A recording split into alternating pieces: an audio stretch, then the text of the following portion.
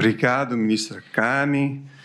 Eu agora também passo a proferir o meu voto. Em primeiro lugar, queria renovar meus cumprimentos a todos, renovar meus cumprimentos aos eminentes advogados e advogadas que fizeram as suas sustentações orais, que foram recebidos em audiência, entregaram memoriais, fizeram um trabalho diligente ao longo de todo o processo e trouxeram realmente diversos elementos para a nossa reflexão para este julgamento. Tal como os eminentes pares, eu também preparei um voto com algumas centenas de páginas, mas não farei a leitura, farei uma apresentação do voto, até porque muitos temas já foram exaustivamente abordados aqui ao longo das sessões. Acho importante, em relação às preliminares, reafirmar o que já foi dito hoje pela ministra Carmen Lúcia, que a competência do Supremo Tribunal Federal para processar e julgar essa ação já foi decidida em quase 1.500 ações julgadas sobre esse episódio do 8 de janeiro, aqui no Supremo Tribunal Federal, das quais já temos cerca de 640 condenações transitadas em julgado e 552 acordos de não persecução penal realizados com a Procuradoria-Geral da República. E, em todos esses casos, foi reconhecida a competência do Supremo Tribunal Federal para processar e julgar essas ações. Já naquele primeiro julgamento que ocorreu no plenário, a maioria, pelo menos, compreendeu que havia conexão das investigações e ações com o inquérito 4.878, que trata dos crimes praticados por milícias digitais e fake news, e também, posteriormente, essa competência foi reforçada com o julgamento do habeas corpus 232.627, da relatoria do ministro Gilmar Mendes. Também a primeira turma já distinguiu a situação do presidente da República em exercício, o que, por força do artigo 86 da Constituição Federal, atrai um regime jurídico diferenciado, a justificar o julgamento do plenário e a situação de ex-presidentes da República que estão afetos à norma do artigo 9º, a linha M do Regimento Interno do Supremo Tribunal Federal, com a competência das turmas para julgamento. Eu, no meu voto, faço referência aqui à fundamentação que foi apresentada em diversos julgados nessa mesma direção, para concluir, pedindo vênias compreensões em sentido contrário, pela competência do Supremo Tribunal Federal e dessa primeira turma para o julgamento da ação penal.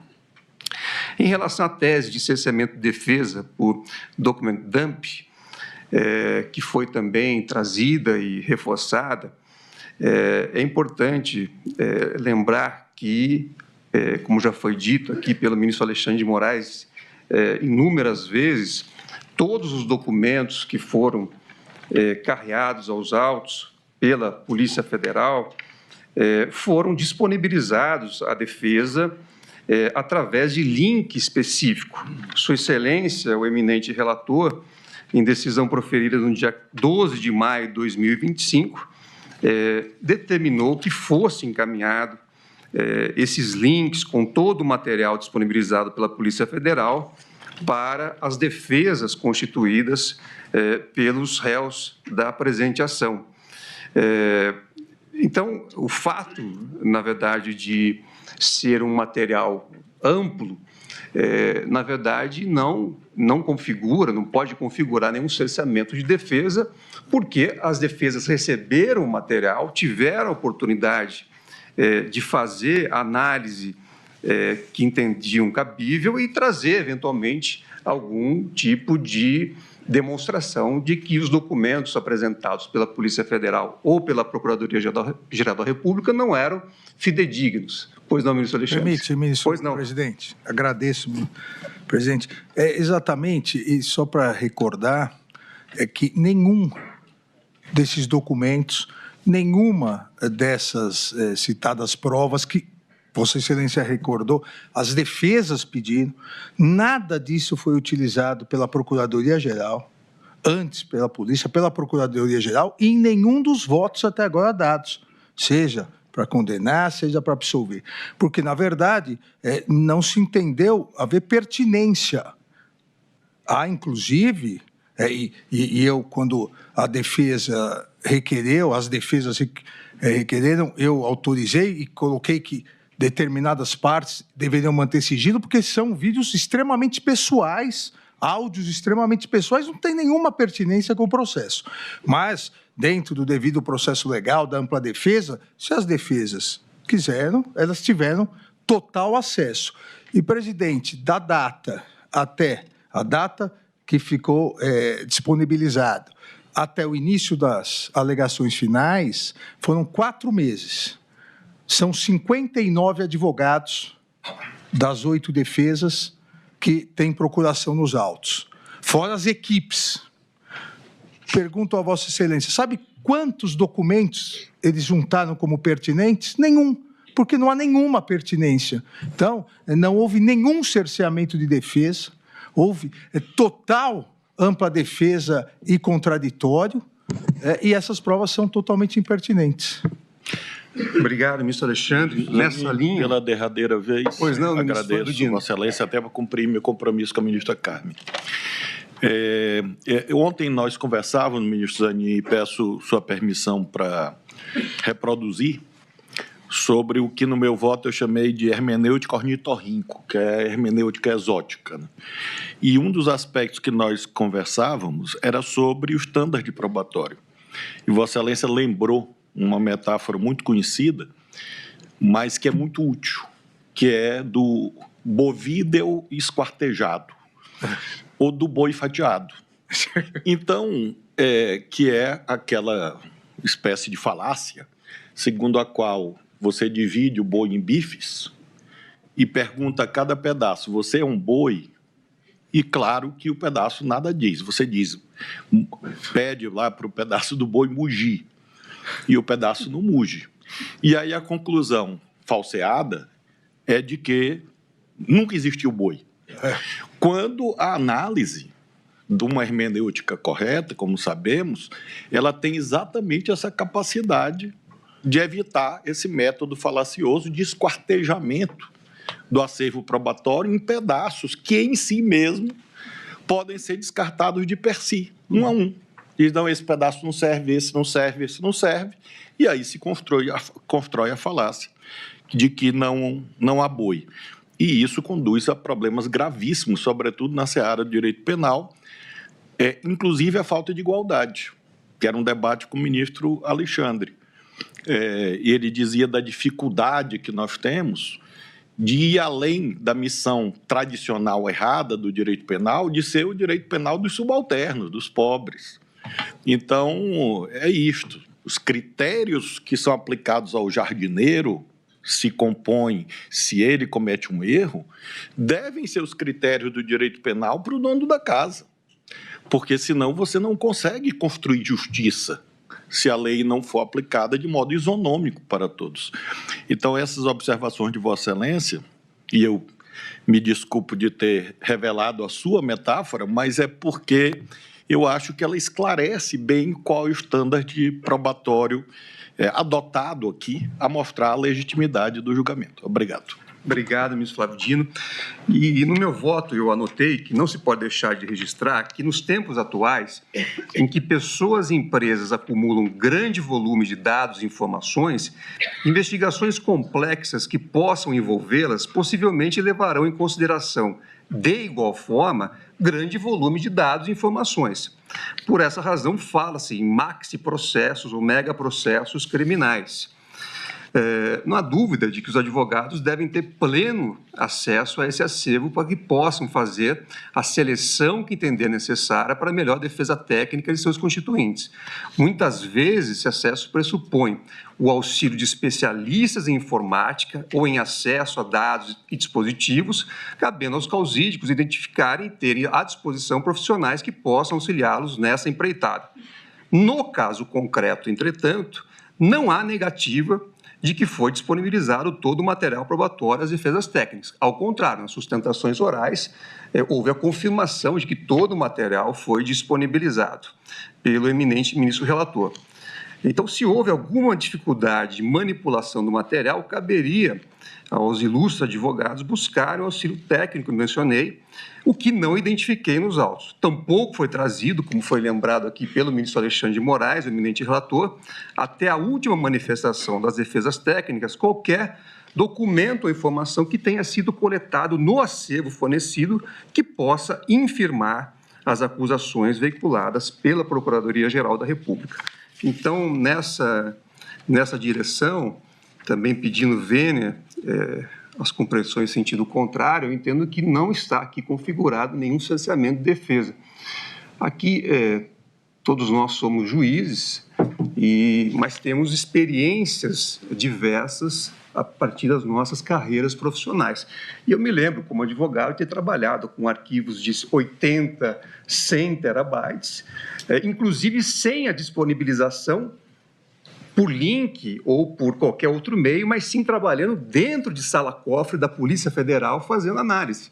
Então, aqui, inclusive, foi, ao meu ver, facilitado o trabalho das defesas a partir do encaminhamento da íntegra do material na forma decidida pelo eminente relator. Então, desse modo, reforço pedindo vênia às compressões em sentido contrário, não identifico nenhuma espécie de cerceamento de defesa.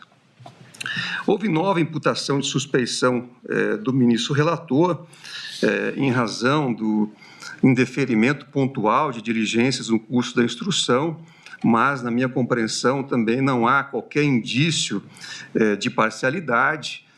Esse assunto, como já foi rememorado pela eminente ministra Carmen Lúcia, também já foi decidido pelo plenário do Supremo Tribunal Federal, tanto a arguição de suspeição do eminente relator, como do eminente ministro Flávio Dino e também a minha, e essa suspeição foi afastada, insisto, pelo plenário do Supremo Tribunal Federal e não vejo nenhuma nova causa que possa configurar essa suspeição. Lembro que o artigo 400, parágrafo 1º do Código de Processo Penal assinala que as provas poderão ser produzidas numa só audiência, podendo o juiz indeferir as consideradas irrelevantes, impertinentes ou protelatórias. Também o questionamento sobre a aplicação de medidas cautelares de ofício após notícia de descumprimento de medida anteriormente aplicada é tema recorrente, não há qualquer vício, isso vem da aplicação do artigo 282, parágrafo 5º do Código de Processo Penal. Também analisei em relação à acariação, foi trazida aqui pelas defesas uma suposta nulidade, porque não teria sido registrada em áudio e vídeo.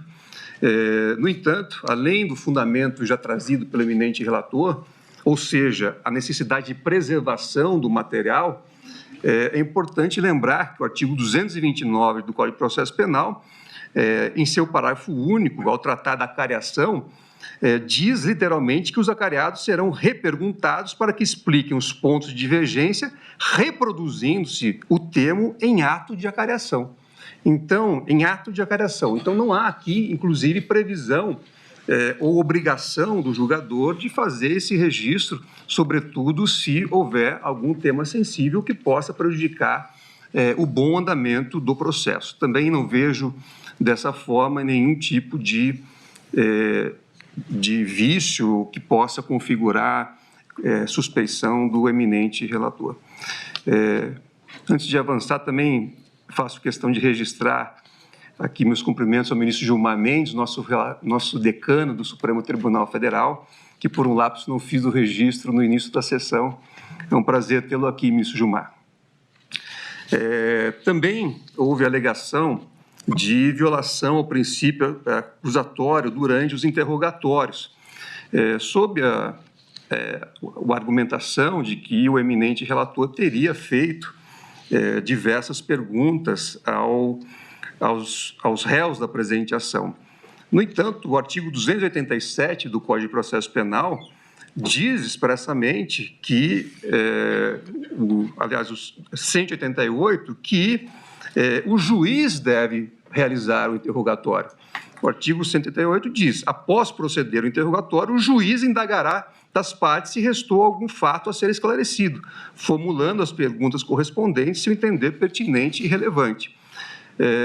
Diferentemente de outros procedimentos, como o Tribunal do Júri, em que esse formato é diferente, no processo comum, como é o caso, cabe ao juiz, efetivamente, realizar o interrogatório por força de expressa disposição legal. Pois não, ministro Alexandre. Presidente, só uma complementação que Vossa Excelência disse, exatamente porque o interrogatório no processo comum é o momento da defesa pessoal, da autodefesa.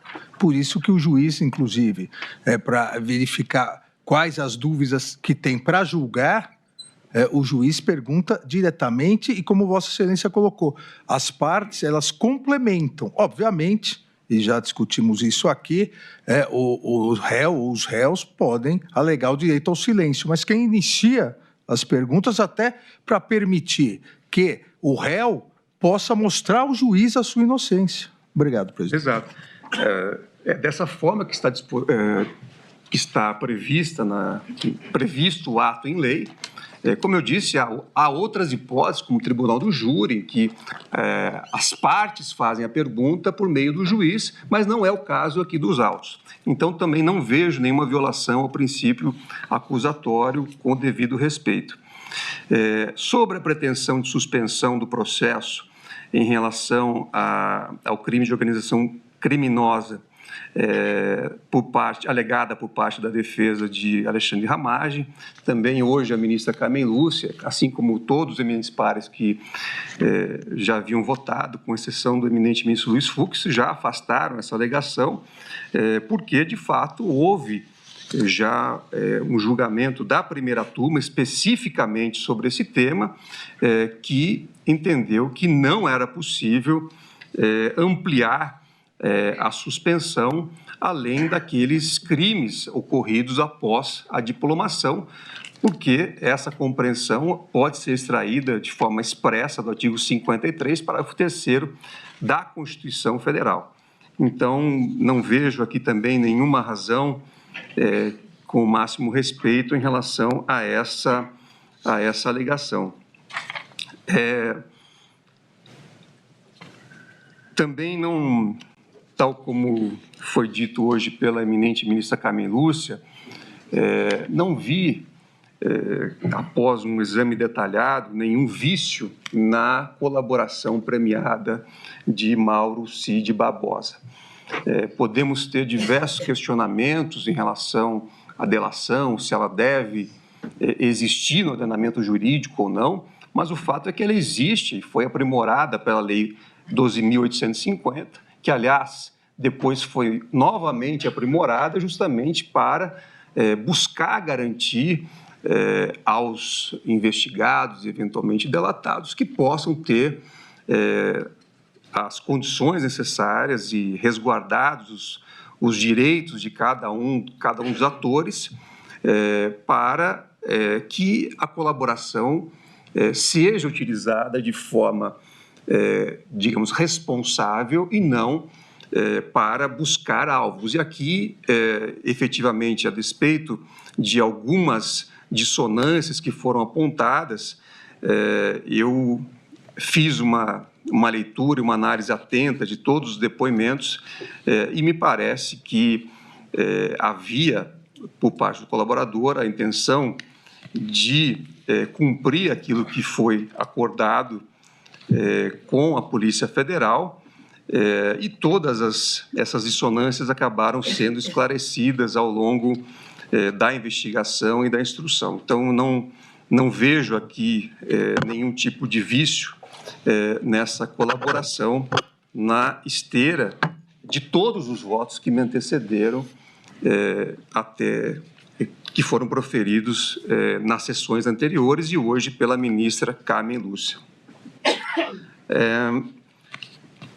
Eu trago aqui também, agora, algumas premissas teóricas, rapidamente, para recordar, em relação ao delito de organização criminosa, já entrando no mérito agora da presente ação penal, que o mandamento de criminar situações envolvendo estruturas associativas mais complexas surge com a recepção no direito brasileiro da Convenção de Palermo. E aí eu transcrevo aqui o dispositivo que trata do tema. Recordo ainda que a imputação penal aos acusados compreende como núcleo integrar a organização criminosa armada na forma prevista no artigo 2º da Lei 12.850. Dos dispositivos legais, extraem-se os seguintes requisitos para a configuração da organização criminosa: a existência de uma associação de pessoas estruturalmente ordenadas, com hierarquia por divisão de tarefas, com o intuito de obter, direta ou indiretamente, vantagem de qualquer natureza e mediante a prática de infrações penais cujas penas máximas sejam superiores a 4 anos. Na doutrina, acrescenta-se a necessidade de estabilidade, diferenciando das hipóteses de concurso de pessoas ou de associação eventual para a prática de crime. Antecipo compreender que a Procuradoria-Geral da República conseguiu descrever satisfatoriamente uma organização criminosa armada, estruturada hierarquicamente, com divisão de tarefas entre seus integrantes e orientada a perseguir um projeto de poder do qual participavam os seus integrantes, tudo mediante a prática de ações ilícitas voltadas para a vulneração de tipos penais previstos no artigo 359 L e M do Código Penal, assim como outros. Hoje o ministro Alexandre de Moraes também já fez referência que o objetivo central dessa organização criminosa, que eu estou também a reconhecer, tinha o objetivo de assegurar a permanência no poder do ex-presidente Jair Messias Bolsonaro, seja qual fosse o método a ser utilizado, o método criminoso a ser utilizado. E isso, de fato, na minha compreensão, está configurado. Segundo a denúncia, o ex-presidente da República, Jair Messias Bolsonaro, contando com o auxílio direto de Walter Souza Braga Neto, que foi ministro da Casa Civil e da Defesa de seu governo, Augusto Heleno Ribeiro Pereira, então chefe de Gabinete de Segurança Institucional, Anderson Gustavo Torres, ministro da Justiça, que também exerceu o cargo de secretário de Segurança Pública do Distrito Federal, Alexandre Ramage Rodrigues, delegado de Polícia Federal, que à época exercia o cargo de diretor-geral da BIM, e Mauro César Barbosa Cid, seu ajudante de ordens, constituiu e estabeleceu uma organização estável com duração superior a 1 ano, cujo planejamento descrito em inúmeros documentos apreendidos previa ações coordenadas voltadas para a permanência, a revelia do processo eleitoral e, pois, da vontade popular no poder de Jair Messias Bolsonaro. Também contou com o auxílio imprescindível de Paulo Sérgio Nogueira de Oliveira, então ministro da Defesa, e Almir Garnier Santos, comandante da Marinha, que disponibilizou seu contingente para que o plano tivesse êxito.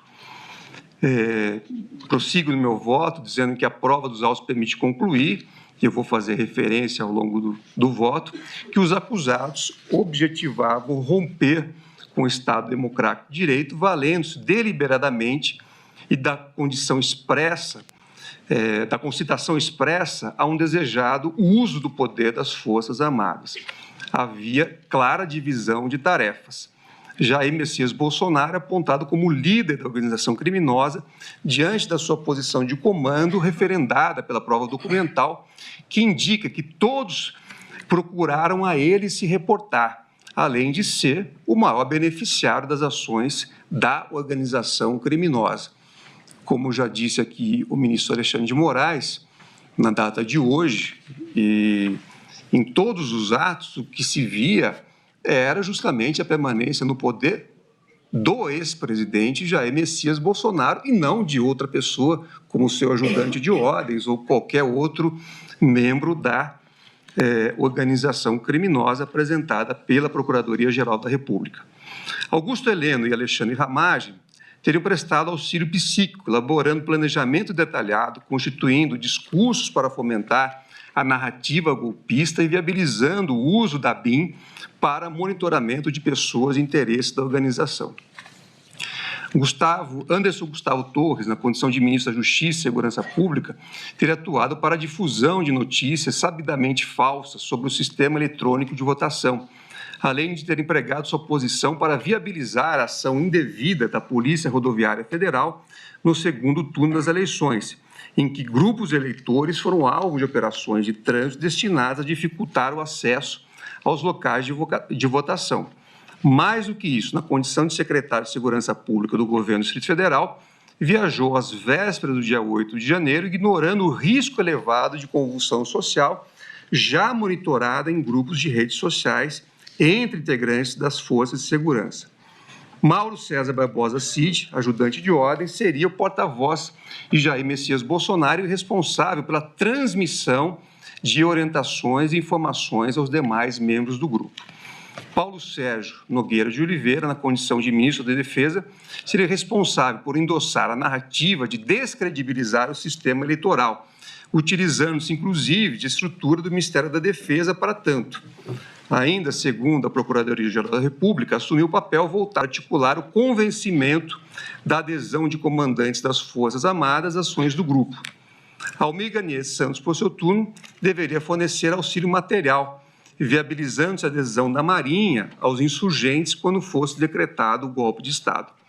Walter Souza Braga Neto, ex-ministro de Jair Bolsonaro e seu candidato à vice nas eleições de 2022, figurou como um dos integrantes do gabinete de crise a ser instituído após a deflagração do golpe e atuou incisivamente nos momentos de intensificação das ações do grupo, sobretudo em relação à execução do plano Punhal Verde e Amarelo, que previa o monitoramento, e, como já foi dito aqui, a neutralização dos candidatos eleitos e do eminente ministro relator, com o uso de integrantes armados das Forças Especiais do Exército. Ainda atuava na articulação com os apoiadores do grupo, que se encontravam acampados à frente dos quartéis.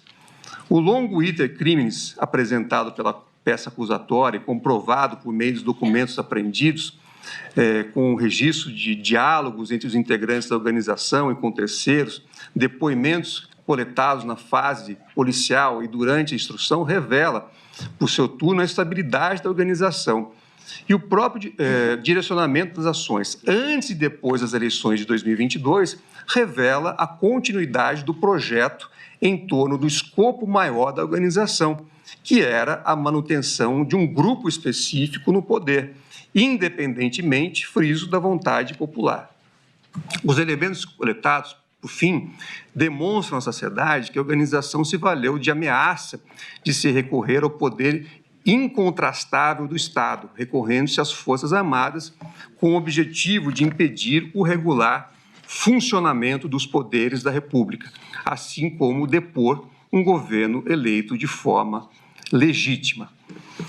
Em relação aos artigos 359L e 359M do Código Penal, até 2021, esses tipos tutelavam a estrutura do Estado brasileiro, que tutelam a estrutura do Estado brasileiro, estavam previstos na Lei de Segurança Nacional. Mais de 30 anos depois, em 2021, foi finalmente publicada a Lei 14.197, que revogou a Lei de Segurança Nacional e determinou a inclusão do título 12 no Código Penal brasileiro, tratando dos crimes contra o Estado Democrático de Direito, dentre os quais nos interessam os delitos previstos no capítulo 2, que compreende os crimes contra as instituições democráticas, notadamente os tipos de abolição violenta do Estado Democrático de Direito e golpe de Estado. O contexto da promulgação da legislação, em meio ao incremento da tensão entre o Poder Executivo Federal e o exercício de função contra-majoritária pelo Supremo Tribunal Federal, eu tratarei também no voto.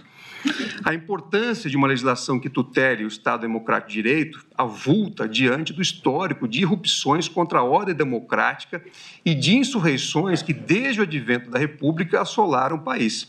Basta rememorar a sequência de golpes de Estado vivenciados pelo Brasil, como é o caso do período chamado Estado Novo, bem como no regime militar instalado após o golpe de 64. Embora a doutrina sustente uma continuidade normativa entre o tipo do artigo 17 da Lei de Segurança Nacional e o artigo 359-L do Código Penal, a nova legislação representou simbolicamente uma opção do legislador para que houvesse uma tutela efetiva do Estado Democrático de Direito, por meio de normas penais compreendidas como instrumentos de autodefesa democrática, para usar a expressão de Adhemar Borges. A virulência das agressões no dia 8 de janeiro de 2023 reafirma a necessidade da tutela penal do Estado Democrático de Direito. Nas palavras de Rodrigo Sanches Rios e Vitor Costa, a defesa da democracia pressupõe, antes de mais nada, a identificação dos meios à sua disposição para prevenir, reprimir e imunizar o sistema político contra agressões advindas de pretensões autoritárias. Nessa linha, e trago no meu voto diversos outros elementos, entendo que a responsabilização adequada e nos termos da lei dos agentes que buscam a ruptura institucional é elemento fundamental para a pacificação social e consolidação do Estado Democrático de Direito. Também é preciso fixar a correta compreensão da tipificação das ofensas penais como delitos de atentado ou de empreendimento, como já foi aqui trazido também nos votos que me antecederam, enfim, sobre a natureza desse tipo ou desses tipos penais. A definição do momento do início da execução é a linha que separa os atos preparatórios não puníveis da consecução de um delito de atentado punível. Na doutrina penal, ao se buscarem alternativas para determinar o exato momento do início da execução, há teorias que enfatizam, ora, aspectos subjetivos, ora, aspectos objetivos, ou que procuram combinar ambos os aspectos. E aqui eu trago uma análise detalhada sobre a teoria subjetiva, as teorias objetiva da conduta, as teorias objetivo-materiais, que já foram referidas também pelo ministro Flávio Dino, para dizer que as teorias objetivo-materiais buscam traçar fundamentos de critérios materiais para determinar o início da execução. Em sua versão original, que remete à concepção de Reinhard Frank, serão atos de execução aqueles que possuem uma pertinência com a ação típica e, por um juízo natural, podem ser tidos como pertencentes à conduta típica. Adicionam-se, portanto, os critérios da imediatidade temporal e do perigo concreto para o bem jurídico. Também faço aqui uma análise da teoria do ato parcial, desenvolvida na Alemanha, também com o objetivo de delinear uma fórmula delimitadora. Segundo essa teoria, o início da execução se verifica com a prática de condutas que, de acordo com o plano do autor, estão estreitamente vinculadas ao comportamento descrito no tipo penal, que não subsistem atos intermediários entre elas e a realização típica. Trago aqui a lição também no meu voto de Klaus Roxin, segundo a qual a determinação do último segmento de ato parcial é depreendida por meio de dois critérios: a conexão entre as esferas do autor e da vítima e a vinculação temporal entre a conduta e o resultado esperado.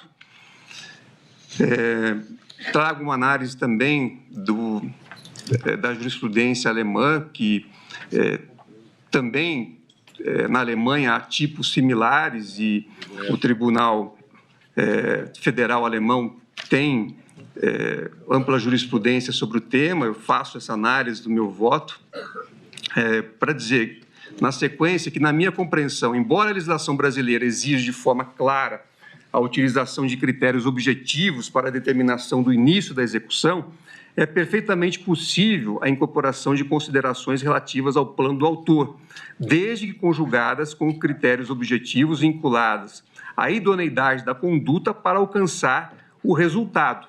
E, aliás, essa compreensão foi adotada em julgamento do Superior Tribunal de Justiça, que foi mencionado expressamente no voto do ministro Flávio Dino, que é o RESP 1.252.770 da relatoria do ministro Rogério Schietti, que foi julgado em 2015.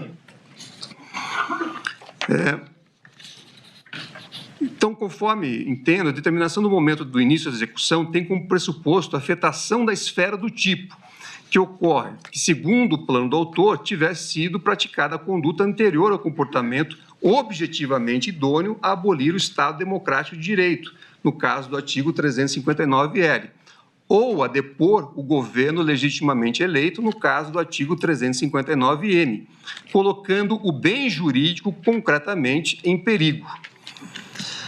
No caso que está a julgar, a própria tentativa de abolir o Estado Democrático de Direito, verdadeiramente, pode ser refletida por uma vasta cadeia de atos, como já foi aqui mencionado hoje pela ministra Carmen Lúcia e também pelo ministro Alexandre de Moraes, sejam de ordem material, sejam de ordem discursiva, ambas idôneas a ofender o bem jurídico que se quer proteger.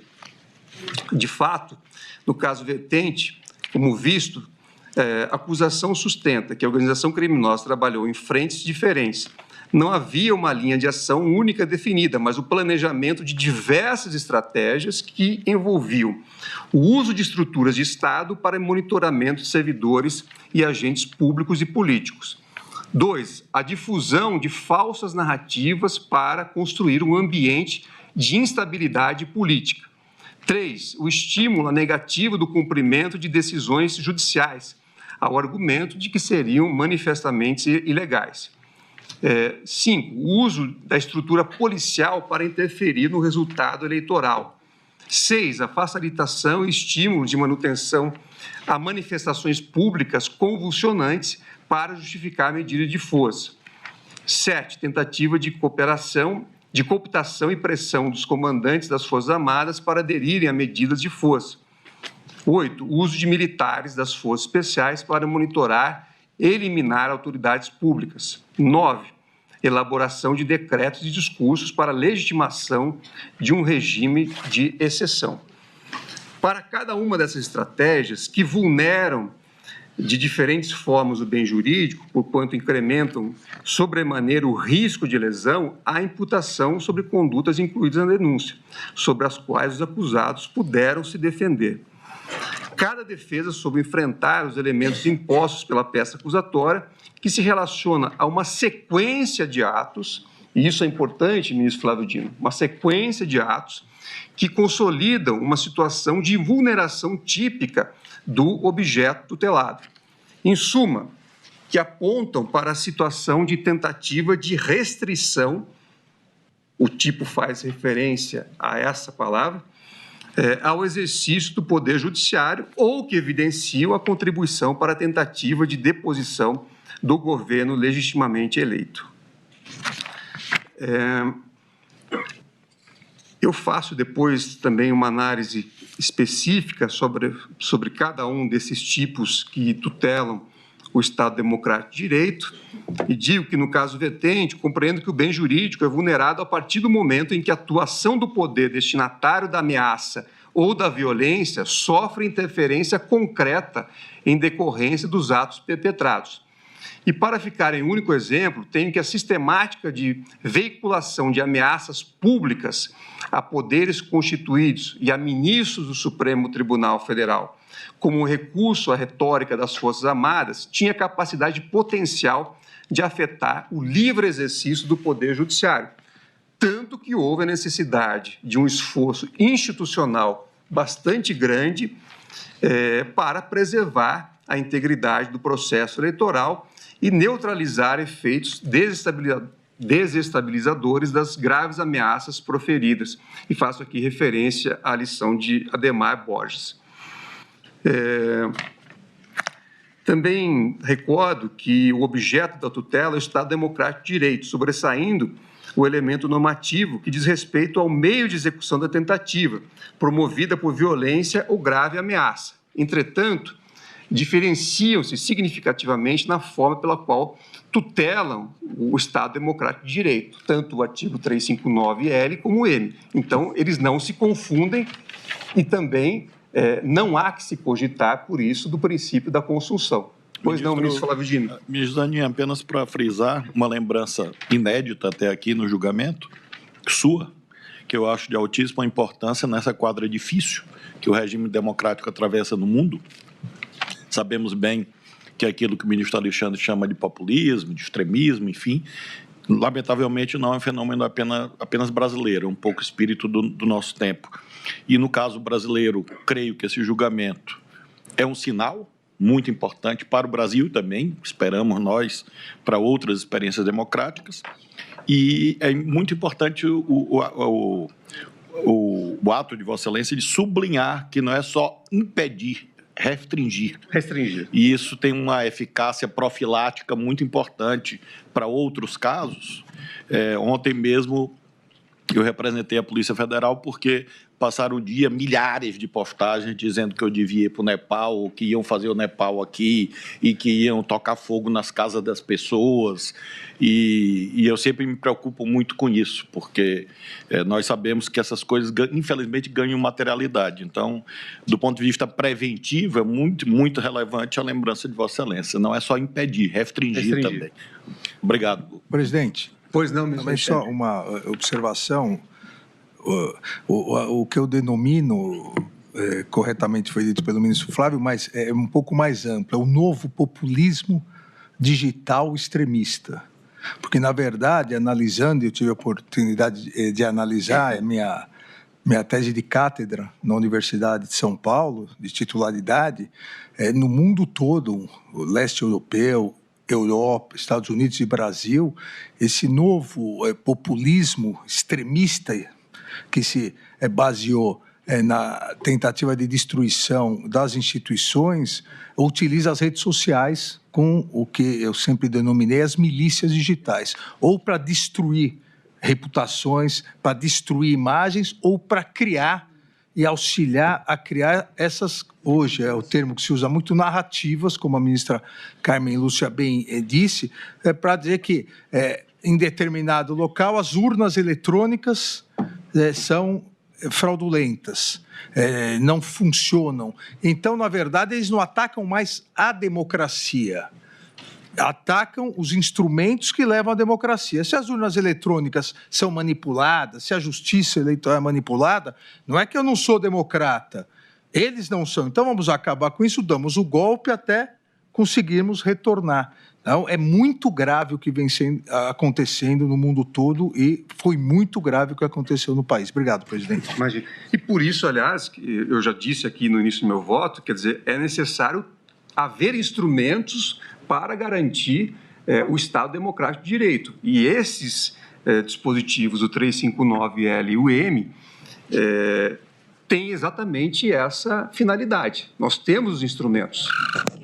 Presidente, se Vossa Excelência me permite, que o que era golpe de Estado foi passado, e o professor Newton Minhoto ensina bem isso, fala-se em golpe de Estado, em que o Cícero, nas Catilinárias, quando Catilina tenta chegar ao poder, ele fala-se em golpe de Estado, mas antes era uma questão política.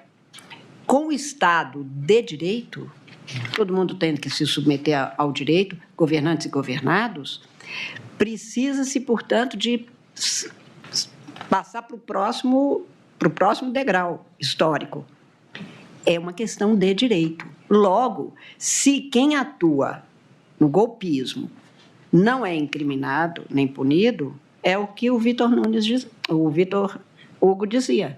Então, isso tu vira um exemplo. Pode fazer, porque nada acontece. No máximo, você não chega ao poder ou não mantém o poder. E por isso é que ele fala na terceira fase do que é golpe de Estado, e é isso que foi tipificado com este nome, adotando-se essa expressão, é exatamente o descumprimento do direito dentro de um Estado de direito. Então, esta corrosão interna é um vírus mesmo. O corpo, a pessoa está ali, mas ela está com a doença gravíssima e vai morrer. Ele é insidioso, invisível, e, portanto, um dia você tem um dor no braço, outro dia não sei, mas é tudo, como disse o ministro Flávio, se eu for um especialista, ele vai dizer, não, isso aqui é um problema de alergia. Até uma hora que, não, isto tinha um núcleo doente que foi se espalhando e contaminando o corpo inteiro. Ora aparecia como alergia, ora aparecia como doença, mas você dizia sempre que não estava bem de saúde. A saúde política e jurídica no Estado Democrático de Direito exige o que vale para nós, seres humanos. A pessoa inteligente cuida da saúde para não tratar da doença. É preciso que a gente cuide de cada coisa. Então, eu acho que é exatamente o que Vossa Excelência afirma e que o ministro Alexandre afirma como sendo esta corrosão interna. É uma contaminação de uma doença contrária ao direito. Esse julgamento, ministra Carmen, é um check-up da democracia. Eu espero que seja... Me apropriando da metáfora de Vossa Excelência. E eu espero que seja este julgamento um remédio para que não volte com frequência. A recidiva não é boa. Obrigado, ministra Carmen, ministro Flávio. Eu prossigo dizendo que o artigo 359-L veda qualquer ação que promova o impedimento ou a restrição ao exercício dos poderes. Não exige golpe, deposição ou substituição. O crime é praticado, portanto, sem a necessária mudança governamental. Como definem Sanches, Rios e Costa, a coação violenta dos poderes constituídos passou a constituir-se em modus operandi da tentativa de abolição do Estado democrático. Já o artigo 359-M proíbe a tentativa de deposição de governo legitimamente eleito.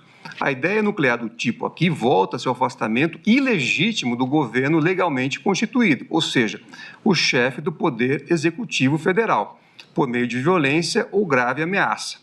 Além da especialidade do tipo, diferenciam-se, pois, os elementos nucleares da vedação constitucional, que não se comunicam. Ambos protegem o Estado Democrático de Direito de formas diversas.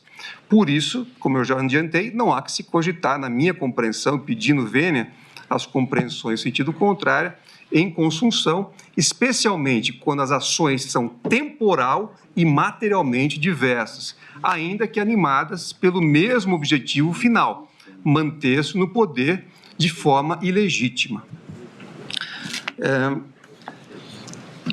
Então, a partir dessas constatações, reitero entender também comprovada a materialidade delitiva, inclusive em relação aos elementos normativos, violência e grave ameaça. Esses são conceitos tradicionais do direito penal, mas que carecem de maior precisão, tendo em vista a peculiaridade do tipo penal em questão. A violência é tradicionalmente concebida como emprego da força física que recai sobre algo, a depender da conformação típica como uma pessoa ou coisa, ao passo que a ameaça é definida como promessa de um mal futuro a alguém, seja por meio de palavras, gestos ou escritos, idônea para provocar efeito coercitivo sobre a vítima, ou seja, para restringir sua liberdade de decisão. Contudo, considerando a natureza coletiva do bem jurídico protegido pelo tipo, os conceitos de violência e de ameaça devem ser interpretados, na minha compreensão, a partir da finalidade do empreendimento de depor o governo legitimamente constituído. Ressalto que, ao contrário de outros tipos penais que exigem esses meios executivos sejam empregados contra a vítima ou alguma pessoa, o artigo 359-M não delimita o objeto material da conduta. Assim, a violência ou ameaça típicas, e é isso que eu dizia quando o ministro Alexandre exibiu o vídeo, devem se dirigir a algo ou alguém, mas não necessariamente a uma pessoa ou coisa representada desse governo, sendo determinante a demonstração do efeito coercitivo e institucional. A caracterização de violência é inequívoca no que se refere aos atos públicos de 8 de janeiro de 2023, quando manifestantes invadiram prédios públicos, danificaram o patrimônio da União e confrontaram forças policiais e jornalistas, assim como em outros atos que foram também descritos na denúncia e devidamente comprovados, inclusive pelos vídeos que foram já exibidos anteriormente pelo ministro relator Alexandre de Moraes e que hoje foram também relembrados nessa sessão. A ação dos executores dos danos tinha como escopo demonstrar elevado grau de estabilidade política, a ponto de justificar decretos de exceção. Eu também aqui faço referência à historiadora já referida pela eminente decana Carmen Lúcia, Heloísa Stalin, que, em entrevista ao programa Roda Viva, também diz o seguinte: quando você pensa em golpe de Estado, pensa na primeira fase, que é a conspiração. Nós vamos conspirar como é que nós vamos derrubar um governo legalmente constituído e ocupar o poder. A segunda fase é como eu crio uma situação de instabilidade institucional de tal maneira que eu possa, eu, golpista, que nós possamos ocupar o poder ilegalmente. Então, em 1937, foi o Plano Cohen, em que você teve uma insurreição comunista no Brasil. Em 64, a quartelada e a saída das tropas. E talvez no dia 8, não sei se vocês vão concordar, o 8 de janeiro é o caos, disse a historiadora ao fazer essa análise. Como já mencionei no voto que proferi quando recebimento da denúncia, o recorrente recurso à possibilidade de intervenção militar, como foi também reiterado hoje aqui pelo ministro relator Alexandre de Moraes, também constituiu uma forma de constrangimento ameaçador. A contingência foi reiteradamente sugerida por alguns dos acusados em manifestações públicas, incluindo situações documentadas em que o então presidente da República atacou a atuação do presidente do Tribunal Superior Eleitoral. O elemento normativo grave ameaça, presente nos artigos 359L e 359M, pode configurar, portanto, em tese, pela sugestão de medidas de exceção em absoluto e manifesto descompasso com as restritas hipóteses constitucionais, exarada pelo comandante em chefe das Forças Armadas ou por integrante do alto escalão de governo, sob pretexto de críticas à atuação de outro membro do poder e com o uso de informações sabidamente falsas. Configura-se assim, entendo, um expediente ameaçador voltado para constranger o livre exercício dos poderes constituídos. Em relação aos crimes previstos no artigo 163, parágrafo único, inciso 1, 3 e 4 do Código Penal e 62, inciso 1 da Lei 9.605, de 98, também imputados na denúncia apresentada pela Procuradoria-Geral da República. Entendo que não há grandes questionamentos, sequer pelas defesas, acerca da materialidade do crime de dano. A denúncia e os documentos que acompanharam registraram um prejuízo global significativo. 3.500.000 no Senado Federal, R$ 2.717.868,08 na Câmara dos Deputados, mais de 9 milhões apenas com obras de arte no Palácio do Planalto e R$ 11.413.654,84 neste Supremo Tribunal Federal, excluído dessas contas os bens de valor inestimável. Então, também esses crimes me parecem amplamente demonstrados. Registro ainda que o preceito secundário dos tipos do artigo 359L e 359M do Código Penal impõe o concurso material desde que reconhecidos o liame subjetivo das ações engendradas por cada um dos agentes e as ações danosas perpetradas. Vale dizer, se os agentes assumiram o risco por suas ações de ocorrência do resultado danoso ou se constituíram significativamente para que, ou se contribuíram, significativamente para que ele ocorresse. Outra premissa teórica diz respeito aos pressupostos de punibilidade do concurso de pessoas nos delitos imputados. Parte das teses defensivas procura atribuir à participação de caráter quase insignificante ou atribui resultado de participação um reflexo sobre o pretenso ato preparatório impunível.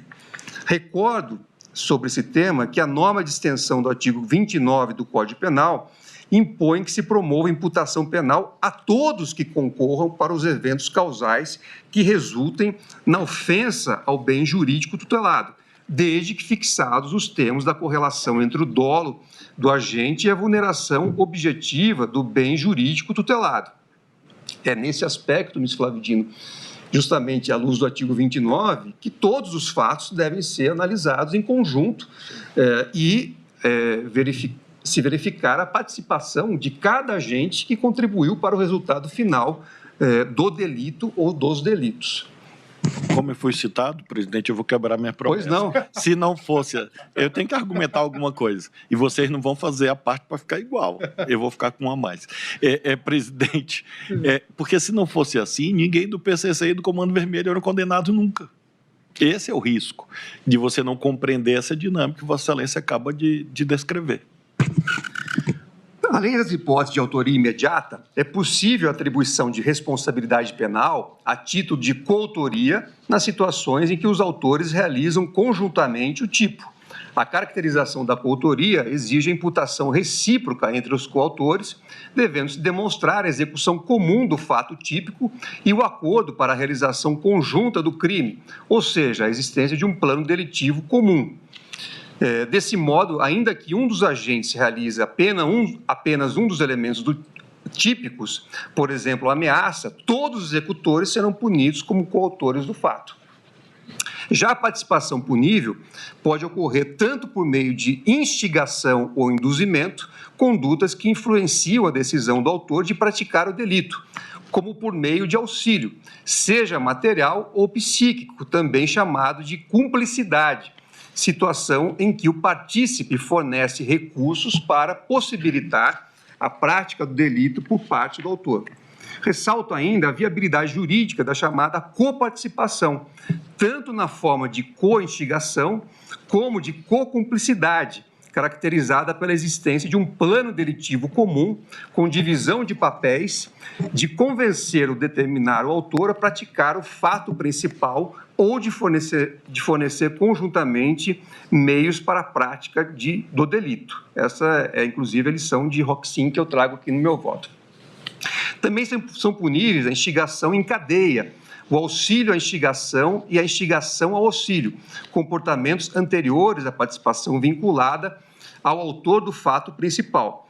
Como ressalta Klaus Roxin, sobretudo em contextos de organizações criminosas, é comum que o sujeito que arquiteta o fato não se comunique diretamente com os executores e, por vezes, sequer seja por eles conhecido, de modo que, na minha compreensão, a ausência de vínculo direto entre os partícipes e o autor do fato é indiferente para a atribuição de responsabilidade, bastando a demonstração do vínculo do partícipe com o instigador ou com o cúmplice. Também trago a lição novamente de Klaus Roxin, indicando que, segundo o eminente autor, ele fundamenta o conceito de auxílio como um incremento causal do risco, argumentando que somente quem dolosamente melhora as chances do autor e aumenta o risco para a vítima, assume um ataque autônomo ao bem jurídico. O cúmplice, portanto, segundo ele, é quem possibilita, facilita, intensifica ou assegura a execução do fato, aumentando o risco concreto da ocorrência do crime. A demonstração da causalidade do auxílio nessa perspectiva não exige o meio oferecido pelo auxiliador seja efetivamente utilizado na execução do delito, mas apenas que haja uma contribuição relevante para o incremento da chance de sucesso da empreitada criminosa. Isso vale aqui especialmente para o Corréu Garnier, que colocou à disposição aqui as forças que eram por ele comandadas e que, independentemente da utilização ou não, isso serviu como estímulo para que o líder da organização criminosa pudesse levar adiante a sua empreitada. Então, no caso vertente, várias condutas caracterizam ora ações, ora omissões típicas que fundamentam a autoria, ora instigação, ora auxílio, contribuindo conjuntamente para a tentativa de restrição do livre exercício dos poderes e, posteriormente, para os atos violentos que expressaram de forma pública o projeto de deposição do governo legitimamente eleito. Também se afirma, como fez a defesa do ex-presidente Jair Bolsonaro, que não seria possível reconhecer instigação em suas ações por se tratar de crimes multitudinários, já que a instigação exigiria como premissa o dolo dirigido à afetação de fatos e pessoas determinadas. Isso, inclusive, consta nas alegações finais, com um parecer que foi juntado e foi trazido aqui na sustentação oral. A defesa argumenta inicialmente que isso decorreria da exigência do dolo duplo do partícipe. Na sequência, desloca o debate para a cumplicidade através de ações neutras, mesclando auxílio e instigação, que são categorias distintas, e argumenta que a punição do partícipe exigiria o conhecimento dos planos delitivos, aqui é textual, do sujeito que se beneficia da contribuição prestada.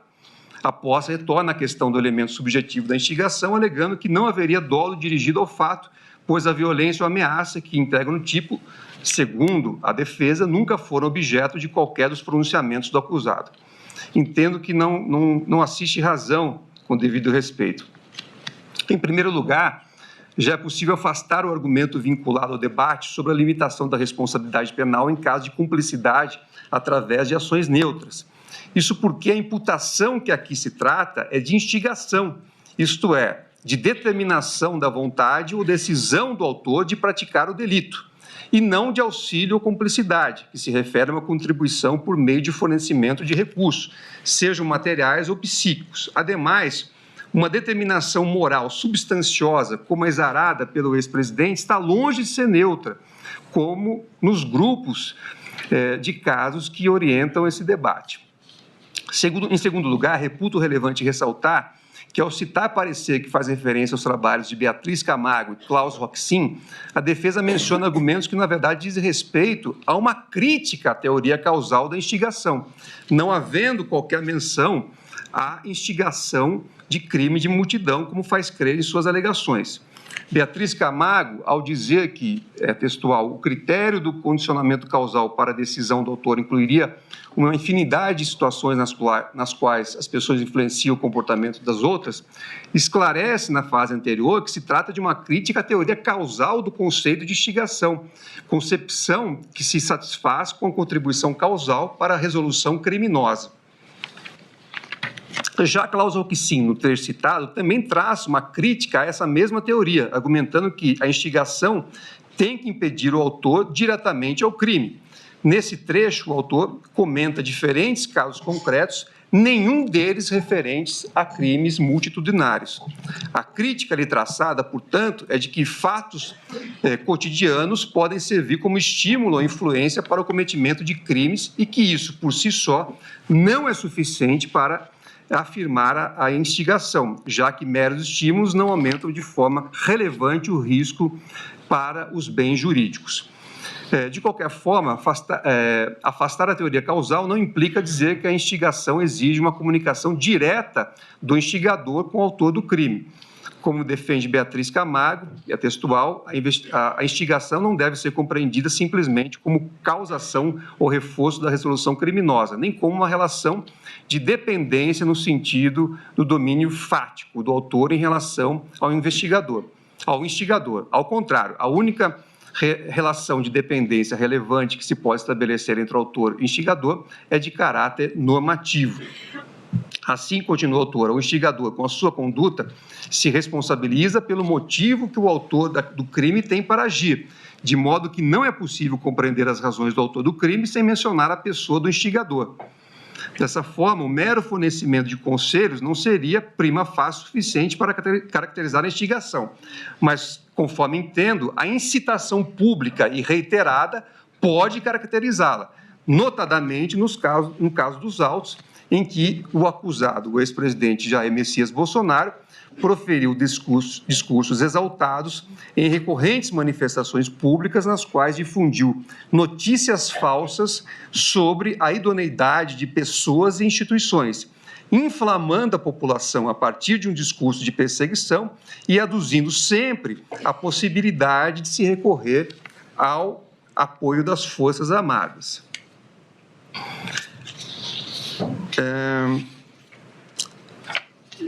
Eu prossigo no meu voto com várias citações, que eu não vou fazer referência aqui, dizendo que assim não se sustenta a alegação de que a instigação seria, por definição, incompatível com os delitos multitudinários. Não identifico nenhum óbice jurídico para a incidência dos tipos penais nos moldes apresentados pela Procuradoria-Geral da República. Na sequência do meu voto, eu passo a também trazer um panorama factual, dizendo que, conforme pudemos observar, quando o julgamento, o recebimento da denúncia, não existem dúvidas na comunidade jurídica acerca da materialidade delitiva relacionada aos atos ocorridos no dia 8 de janeiro de 2023, em que o país assistiu à invasão deste Supremo Tribunal Federal, do Palácio do Planalto, do Congresso Nacional, ao vivo, por milhares de pessoas. A gravidade dos fatos, exibida em sessão de julgamento no dia 26 de março de 2025 pelo eminente ministro relator, não foi sequer contestada pelas combativas defesas em suas sustentações orais. Trata-se de circunstâncias, em sua inteireza, incontroversas. Os registros audiovisuais revelam, de um lado, adesão parcial de forças de segurança pública ao liberarem acesso a golpistas inflamados, e, de outro, uma concertação arquitetada que sucedeu à chegada coordenada de milhares de pessoas em centenas de ônibus aptas a provocar um cenário de conturbação política justificador em tese de medidas de contenção e força. Esse quadro ganha sentido quando se observa que uma das saídas planejadas pelo grupo era a decretação de medidas de exceção, com ulteriores restrições a liberdades cívicas em prol de uma chamada normalidade institucional. Havia, portanto, um cenário constituído para justificar a intervenção anômala de forças de segurança, que as investigações agora revelam ser fruto de ações conscientes voltadas à tentativa de golpe de Estado e de abolição do Estado democrático de direito.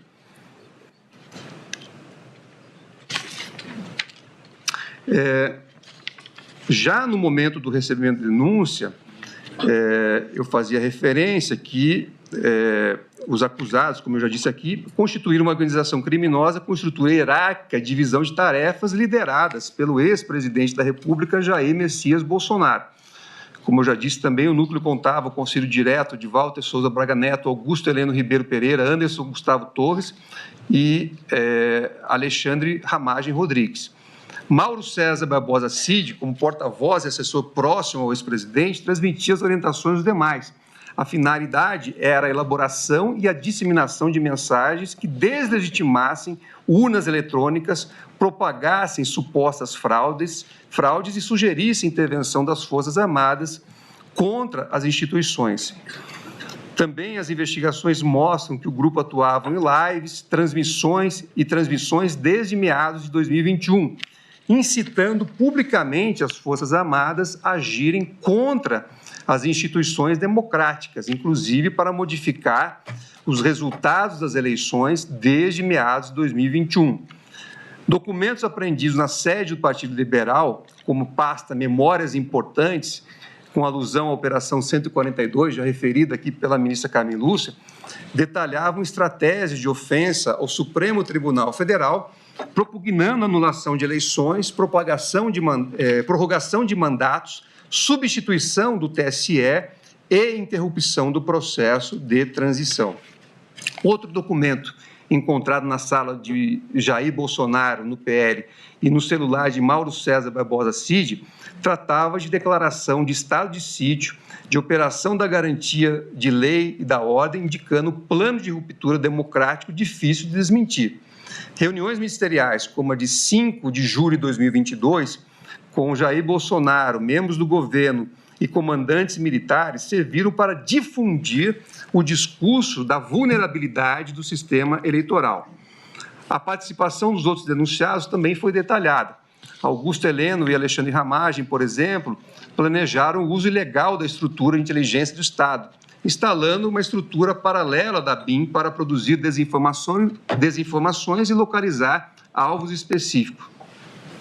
Anderson Gustavo Torres, no Ministério da Justiça, foi secretário de Segurança Pública do Distrito Federal e teve participação também na difusão de notícias falsas sobre o sistema eletrônico de votação e contribuiu para uma ruptura institucional, e buscava contribuir para uma ruptura institucional ao não cumprir seus deveres de segurança no 8 de janeiro de 2023, além de usar indevidamente a Polícia Rodoviária Federal. No contexto da minuta do decreto de rompimento da ordem, o general Paulo Sérgio Nogueira de Oliveira e o almirante Almir Garnier Santos foram apontados como favoráveis ao plano, ao contrário do general Freire Gomes e do tenente brigadeiro Batista Júnior, que a ele teriam se oposto. Almir Garnier Santos, na compreensão trazida pela Procuradoria-Geral da República e comprovada pelas provas coletadas, também se colocou à disposição de Jair Bolsonaro para a execução das ordens necessárias ao cumprimento do decreto. As investigações demonstram, e foram confirmadas durante a instrução, emprego de armas, violência e grave ameaça contra os poderes da República, com auxílio psíquico material a manifestantes, tanto nos eventos frustrados de 12 de dezembro de 2022, como em 8 de janeiro de 2023, resultando em danos patrimoniais à União e a bens tombados. Também prossigo no meu voto, enfim, detalhando cada ação que foi realizada por cada um dos réus. E também todos os documentos e materiais que foram apreendidos e trazidos aos autos e disponibilizados às defesas. E aí prossigo dizendo que há uma evidente conexão causal entre a propagação de falsas narrativas sobre a idoneidade das instituições republicanas e o fomento a ações violentas, que se acentuam no final de 2022, após o resultado eleitoral. A robusta prova de que a organização promoveu, em seguida, a insuflação popular, auxílio psíquico e material para permitir a instalação e manutenção dos acampamentos de insatisfeitos com os resultados eleitorais à frente dos quartéis, logo após a eleição de 2022. Esse apoio contou com agentes militares armados e com integrantes do alto escalão das Forças Armadas, que atuaram de forma estável no planejamento e na execução das ações de organização. Não bastasse, durante o processo eleitoral, precisamente no segundo turno, a acusação apresentou elementos robustos no sentido de que a organização criminosa atuou para que servidores elaborassem um documento chamado Business Intelligence, a fim de viabilizar a ação estruturada da Polícia Rodoviária Federal, no sentido de operar blitz nas proximidades de locais de votação em que o adversário político havia obtido mais votos. A prova documental, consubstanciada em fragmentos de áudios recuperados, porque apagados deliberadamente pelos agentes, mostrou-se reforçada pelo contundente depoimento da testemunha Clebson Ferreira de Paula Vieira, analista da Coordenação Geral de Inteligência do Ministério da Justiça e Segurança Pública.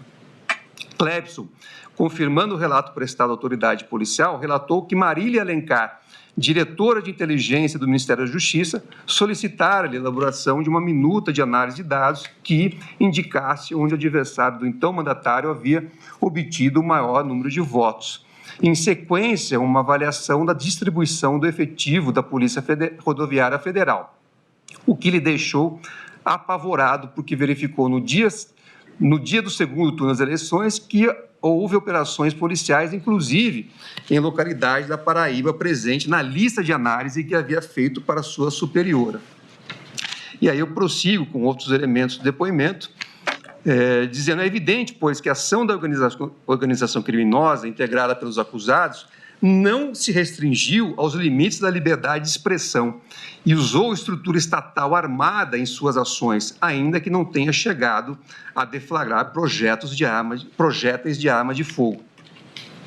Observo ainda que a atuação do grupo prosseguiu e adquiriu contornos ainda mais gravosos após a derrota nas urnas. Visando a permanência no poder, o grupo trabalhou com hipóteses de recurso a medidas excepcionais, seja para a promoção de autogolpe, seja pela ulterior deposição do governo, que se buscava a ulterior deposição do governo legitimamente eleito, tal como narrou e demonstrou a Procuradoria-Geral da República. Houve, portanto, série de ações para manutenção e estímulo reiterado da permanência de acampamentos de manifestantes à frente de quartéis do Exército Brasileiro em diversas capitais. Como já havia exposto aqui no meu voto, o general Mário Fernandes Correl, processado em outro grupo da presente ação penal, esteve presente pessoalmente no acampamento de Brasília e dialogava com líderes do movimento, estimulando a permanência do movimento.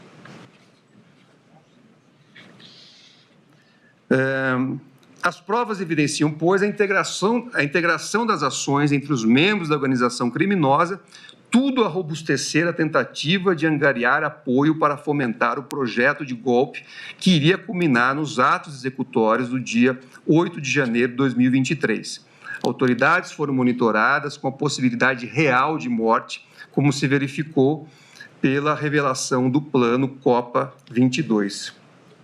Em síntese, toda essa série de eventos denotam que não houve mera expressão de opiniões controversas, mas um concerto de ações voltadas para a permanência no poder, primeiro por meio da tentativa frustrada de coartar a livre atuação do Poder Judiciário e de interferir nas eleições, depois por meio de atos de força que viabilizassem, como estopim, a deflagração de uma resposta institucional armada com apoio das Forças Armadas e manutenção do grupo no poder. Por essas razões, reitero, não há como afirmar que a violência em relação a tais denunciados tem de estar vinculada necessária e exclusivamente ao evento singular do dia 8 de janeiro. Na verdade, descortinou-se um projeto permanente de esgarçamento das relações institucionais, acrescidas do intuito, evidenciado desde as lives promovidas em 2021, de restrição do exercício livre da fiscalização contra-majoritária do Poder Judiciário, com escopo de permanência no poder. E as ações que se seguiram voltaram-se para esse constrangimento constante do Poder Judiciário, intensificando-se depois da eleição para o escopo de deposição do governo eleito. Essa sequência de atos não se constrói do dia para a noite, nem se consolida em atos únicos, delimitados facilmente no tempo e no espaço. São ações que se conjugam, situações que se consolidam e que se alimenta, ao fim, a um risco proibido de produção do resultado.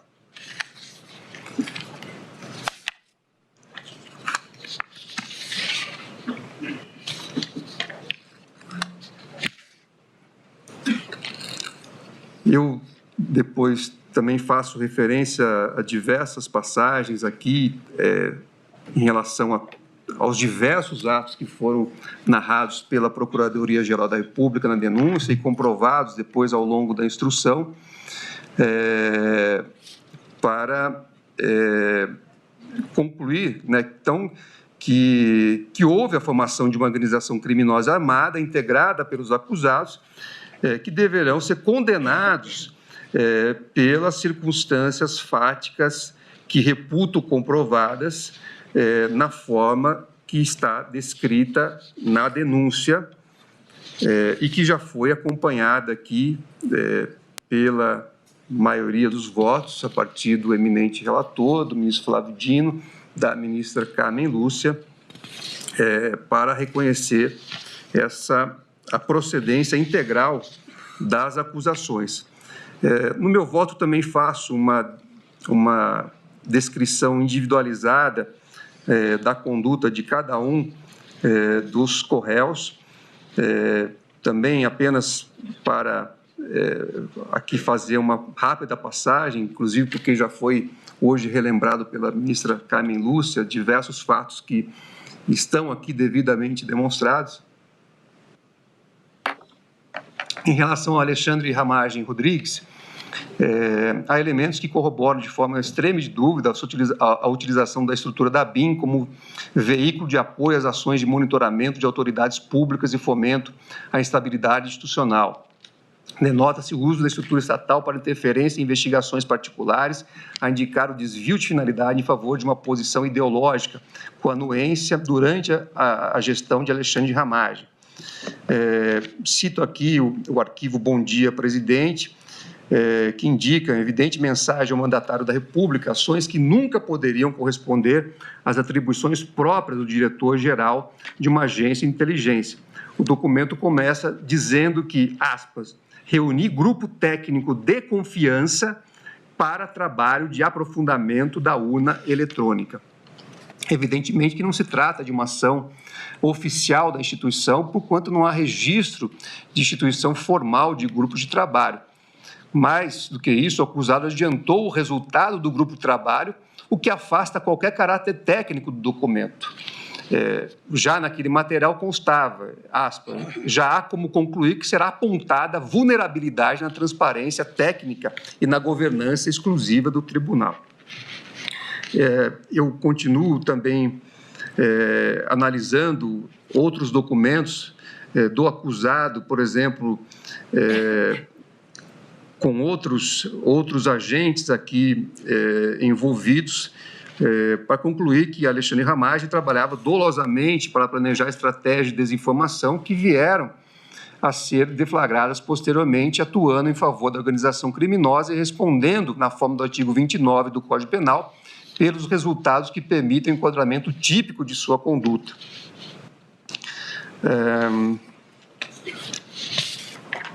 Trago aqui diversos também diálogos que foram trazidos aos autos pela Polícia Federal e depois referendados pela Procuradoria-Geral da República. Em outro trecho do arquivo, Ramagem sugere a busca de pareceres da Advocacia-Geral da União para evitar o cumprimento de determinações do Supremo Tribunal Federal. O texto não deixa dúvida de que havia intenção de municiar uma estratégia de cumprimento deliberado de ordens e promover medidas adotadas em investigações em curso. Aí há outros documentos, como o presidente TSE informa, criado em 10 de julho de 2021 e depois modificado, que instiga não só a adoção de um discurso contra a credibilidade do sistema eletrônico de votação, mas também o embate constante ao Supremo Tribunal Federal, de maneira tão incisiva que endossa a tese acusatória, despontando como elemento denotativo da expressão subjetiva do agir. A plena sintonia entre o discurso de Alexandre Ramagem, transcrito em seus documentos pessoais, e a difusão pública de uma narrativa falsa destinada a opor a opinião pública ao Supremo Tribunal Federal e ao sistema eletrônico de votação, denotando auxílio intelectual que impõe a imputação penal. Então, a procedência da pretensão punitiva em relação a esse réu, ao meu ver, é imperiosa. Aqui, em relação a Almir Garnier Santos, há diversos elementos que denotam endosso subliminar e explícito também a ações voltadas quer para o constrangimento do livre exercício dos poderes republicanos, quer para o apoio da planejada virada de mesa aventada pela organização.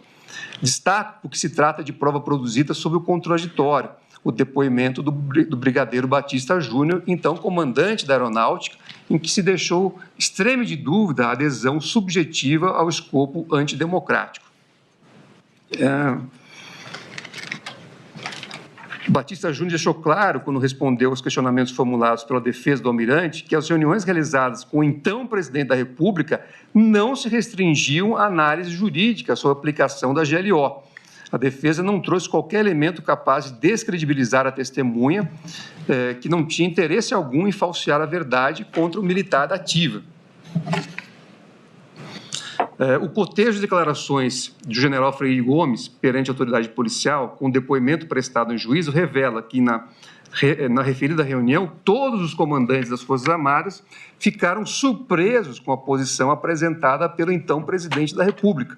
A surpresa dos comandantes denota que a proposição somente poderia ser votar para a desconstituição da ordem democrática do país, já que, em seguida, o próprio Freire Gomes advertiu o presidente que ele poderia ser responsabilizado ou preso, como reafirmou o brigadeiro Batista Júnior. Foi nesse contexto que o almirante Garnier manifestou apoio ao presidente. Diante da proposição de medidas voltadas para a desconstituição da ordem democrática do país, é evidente que o alinhamento de um braço das Forças Armadas por meio das palavras de seu comandante representa importante, se não fundamental, auxílio psíquico e material, sem o que as ações da organização não teriam tido prosseguimento. E aí eu também destaco outros elementos que foram coletados ao longo da instrução, também o fato do seu nome figurar nas anotações manuscritas do general Augusto Heleno como comandante Garnier, que sugerem tratar esse nome aceito pelos mentores das ações da organização. O fato de Braga Neto determinar aos difusores de ataques digitais que elogiassem o acusado e a sintomática ausência do almirante na troca de comando em 2022.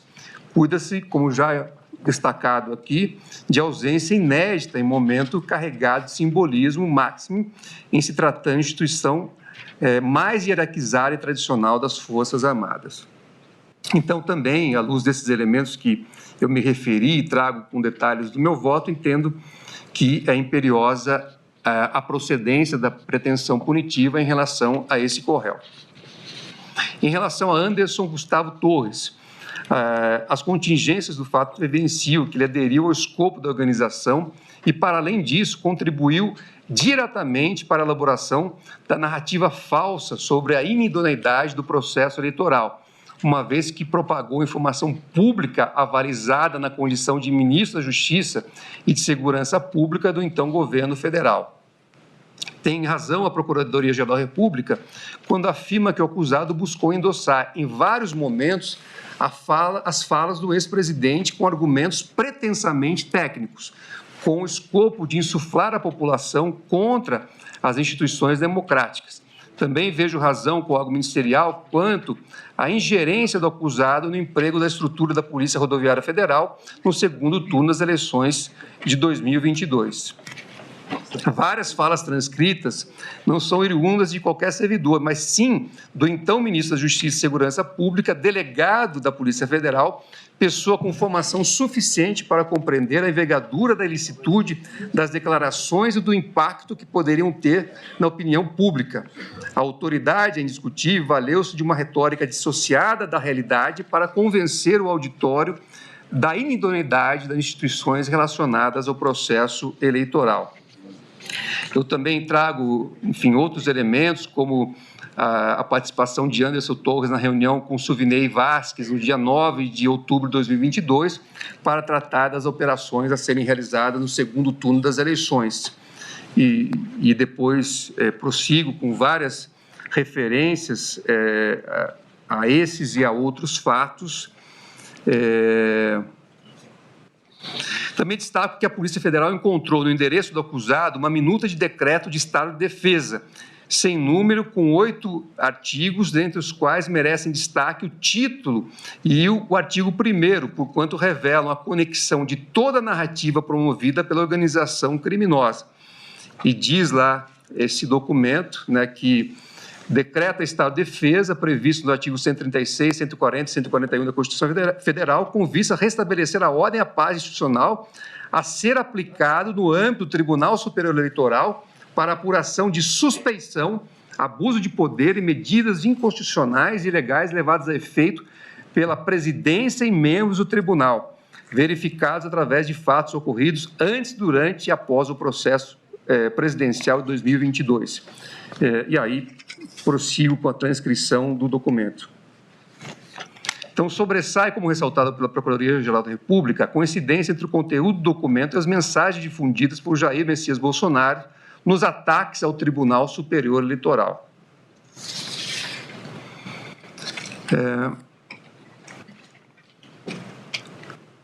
Reitero que a apreensão de minuta propositiva de estado de defesa, acautelada na residência do acusado e estranha às atividades próprias do cargo que exercia, constitui indício robusto a corroborar os demais elementos coligidos acerca de sua adesão subjetiva às ações da organização criminosa. A última ação comprobatória da participação de Anderson Gustavo Torres na série de atos objeto do julgamento compreende na sua conduta enquanto secretário de Segurança Pública do Distrito Federal, nomeado pelo governador Ibanez Rocha em 2023. O ponto da responsabilidade do acusado reside em sua omissão quanto à articulação entre as diversas forças de segurança, atribuição indiscutível da Secretaria e não compreende somente difusão prévia de informações, senão a articulação constante em tempo real. Aí eu cito, enfim, a questão da viagem, o relatório que foi encaminhado numa sexta-feira, supostamente não foi aberto, apenas na segunda-feira seguinte, quando a atuação demandava uma atuação permanente e em tempo real, como eu disse, do acusado pelo cargo que ele exercia. Então, diante de todos esses fatos, que também estão detalhados no meu voto, entendo ser imperiosa a procedência da pretensão punitiva em relação a esse co-réu. Augusto Heleno Ribeiro Pereira. Quanto ao denunciado Augusto Heleno, verificou-se que a presença de um relevante quadro do Exército Brasileiro servia para avalizar os discursos e conferir plausibilidade assertiva proclamada pelo então presidente da República de que, em um cenário de corrupção sistêmica do sistema eleitoral, as Forças Armadas deveriam ser chamadas a intervir. Isso ocorreu de forma bastante incisiva na já referida live de 29 de julho de 2021, na reunião ministerial de 5 de julho, em que o general foi interrompido pelo então presidente Jair Bolsonaro ao mencionar estratégia de infiltração de agentes da ABIN durante o acompanhamento do processo eleitoral. E aí cito com detalhes, enfim, a dinâmica daquela situação.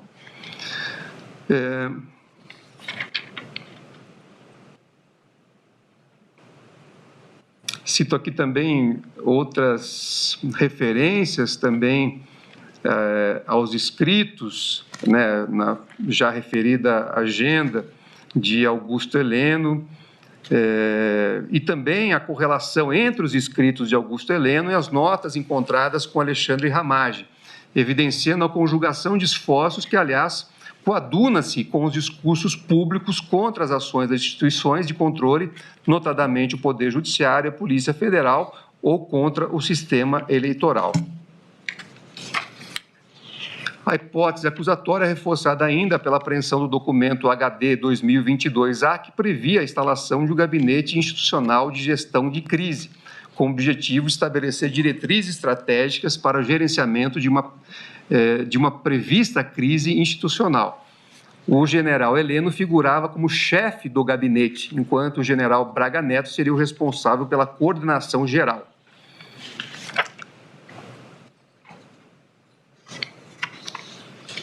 O acusado era justamente o ministro-chefe do Gabinete de Segurança Institucional e declarou que não sabia que estava sendo discutida no alto comando das Forças Armadas, por meio de sucessivas reuniões, uma virada de mesa por meio do decreto de medidas de exceção. Mesmo assim, Augusto Heleno, como já dito hoje pela ministra Carmen Lúcia, foi convocado às pressas no evento de formatura do Neto para uma reunião emergencial com o então presidente da República, a ponto de pedir o uso do avião da FAB, o que jamais havia solicitado, segundo suas próprias palavras. E, sem qualquer explicação, disse que a reunião não aconteceu. A versão é absolutamente implausível. Daí porque a participação do acusado Augusto Heleno Ribeiro Pereira durante todo o iter crimes das ações é incontestável.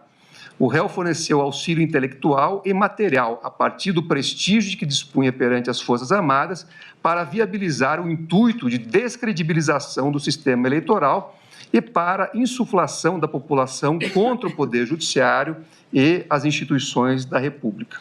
Então, diante disso e de outros elementos, também entendo que a procedência da pretensão punitiva é imperiosa em relação a esse co-réu. Jair Messias Bolsonaro.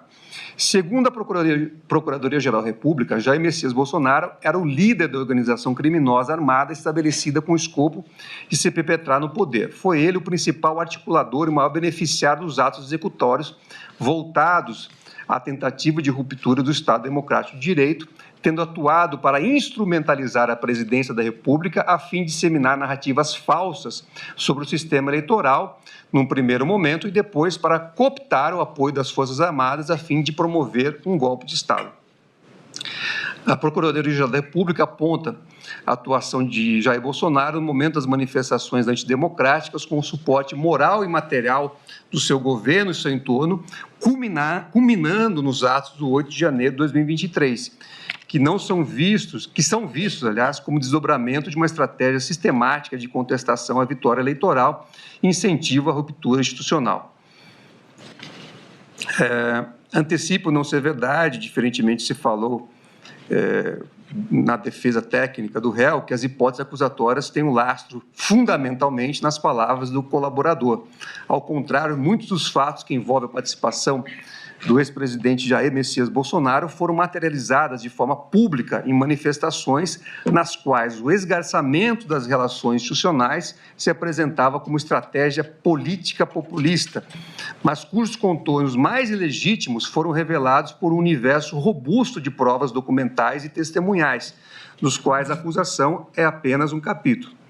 Inclusive, diminuto, porque presente a tentativa por parte do colaborador de minimizar a posição de liderança do denunciado, tal como exposto aqui ao longo do meu voto.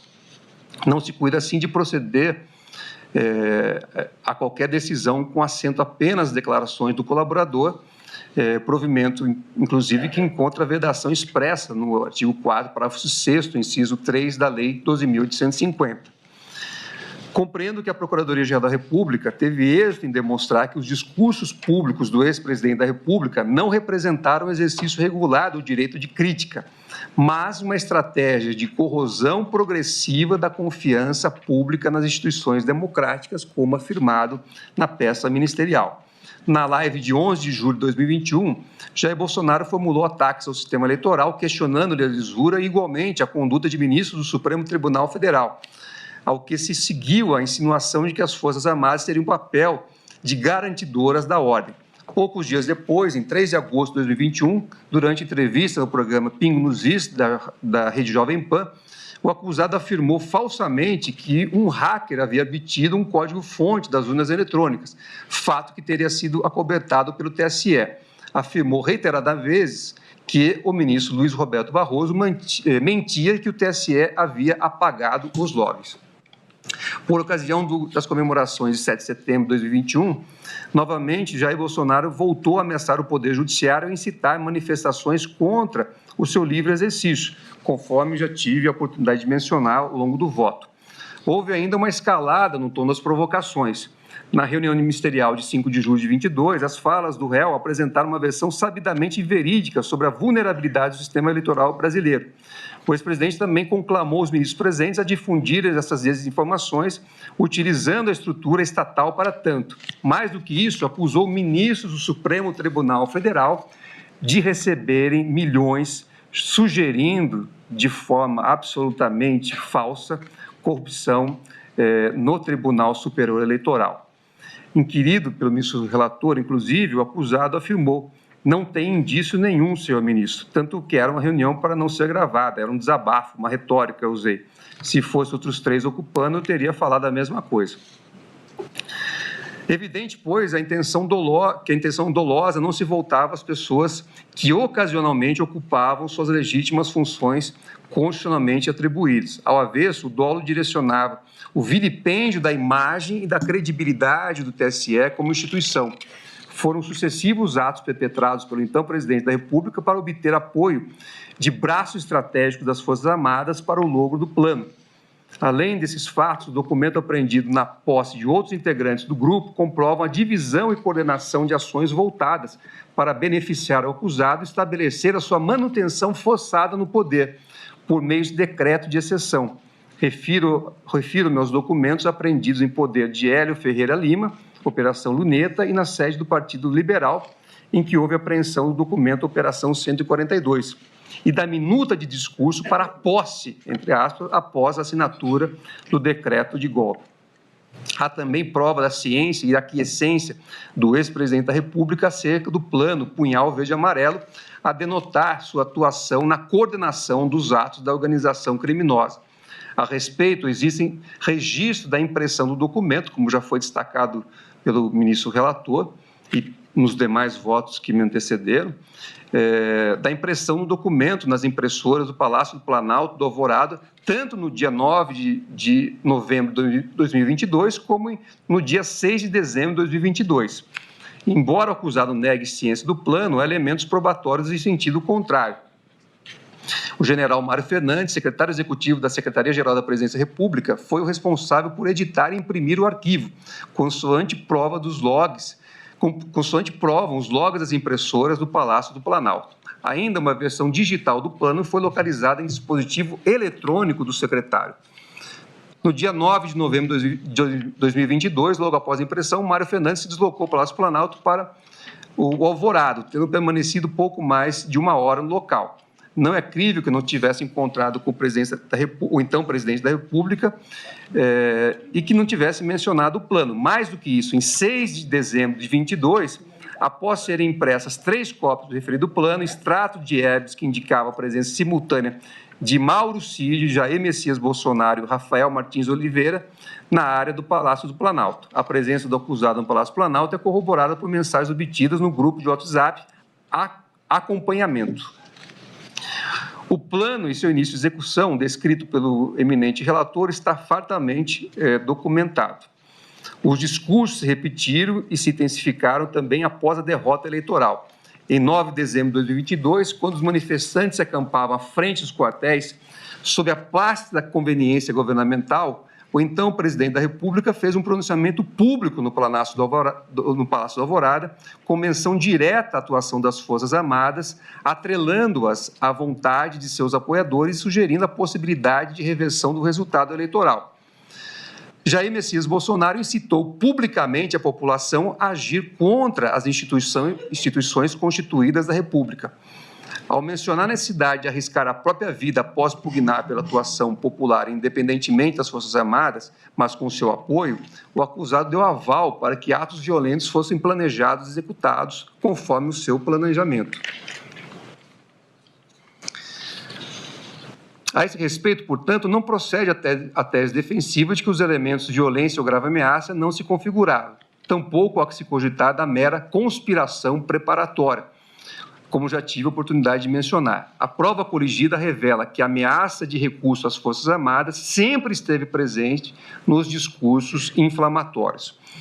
O resultado não tardou a vir. 3 dias depois, em 12 de dezembro de 22, manifestantes colocaram fogo em ônibus e procuraram invadir o prédio da Polícia Federal em Brasília em virtude da prisão de um apoiador do ex-presidente da República em investigação que apurava a prática de atos antidemocráticos. As imagens foram, inclusive, exibidas aqui pelo eminente relator.